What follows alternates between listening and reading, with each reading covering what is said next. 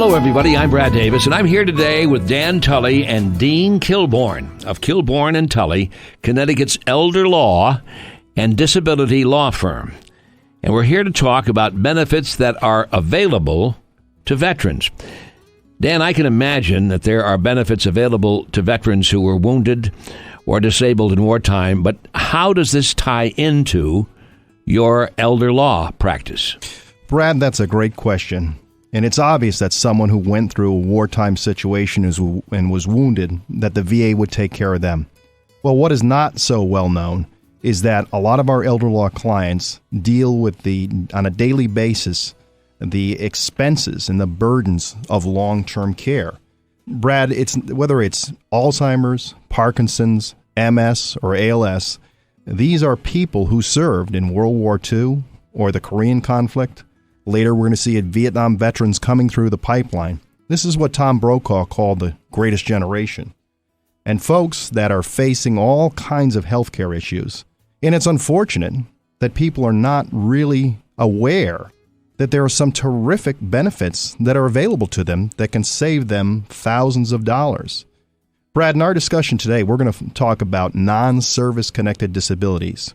Wartime vets have earned this eligibility by serving our country. And what we want to do is make sure that they know that these benefits are available to help them in their golden years. Kilborn and Tully. That was Dan. Dean Kilborn, partner in this great law firm. Dean, welcome. And tell me about what I call the hidden benefits that veterans and their spouses can use to help pay for health care. Well, Brad, the Secretary of the Veterans Administration has said that America's veterans deserve the best health care and compensation system we can provide.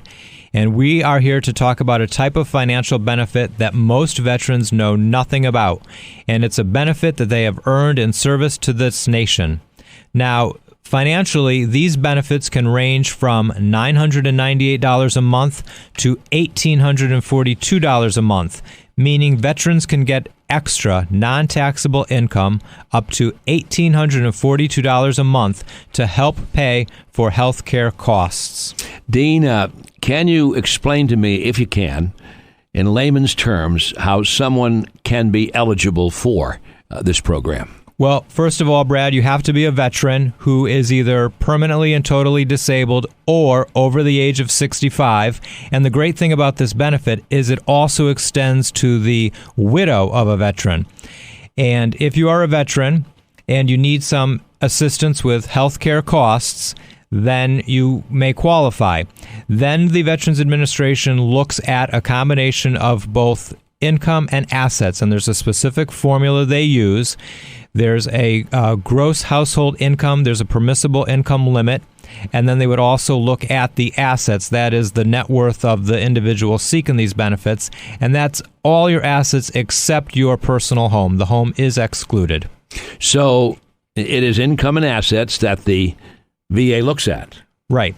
And roughly right now, and this has been changing over the years, but roughly the assets, the figure the Veterans Administration has been using is $80,000 in assets. And again, that's excluding the home.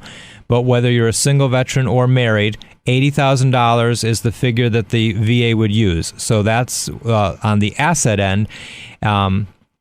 And then they look at your income. And again, it's within a permissible income limit, but there are things that you can deduct. And that's why we're here to help guide through the process. But you can deduct unreimbursed medical expenses, and that would also include the cost of home health care or care in an assisted living facility or even a nursing home. Okay, now, who is eligible for these types of benefits? Do they exclude any veterans? No. Well, first of all, there's a very specific definition of veterans that the VA uses, and that means you must have served at least 90 days of consecutive active duty service, with at least one day being during a wartime period.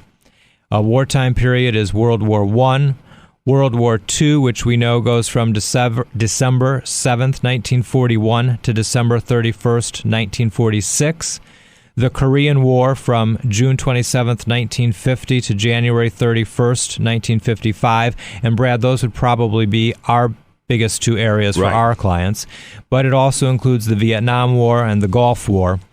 You must have a discharge other than dishonorable, and you must have a permanent or total disability or be at least 65 years old or the widow of one of those veterans, and then you would qualify or you'd be eligible for these types of benefits. Boy, I'll tell you, fellas, this makes my day. I'm so pleased, so pleased. Dan, thank you, Dean. Dan, does the veterans planning conflict with Medicaid or estate planning? It certainly does, Brad, but the two can work hand in hand and one can help each other out. What do I mean by that? Over the years, you and I have discussed Medicaid Title 19 and how Yes. there are very specific income and asset guidelines, but there's also very harsh transfer laws. Well, those laws don't exist when we're talking about veterans benefits. Now, and Dean made a very good point that even though there's an $80,000 asset limit, there are ways in which we can coach families through this process and get them below the $80,000. And the one thing that Dean and I have talked about so much is we don't want veterans to think that they're not eligible. I don't want somebody to think that they have too much in assets, too much in income, because as Dean just mentioned, there are ways to knock down the income also. Let's say that we have a son or a daughter providing care for a parent in their home who happens to be a veteran. And a key point that Dean brought up also is the widow of a veteran is also eligible. And how many of those folks could fit within that category?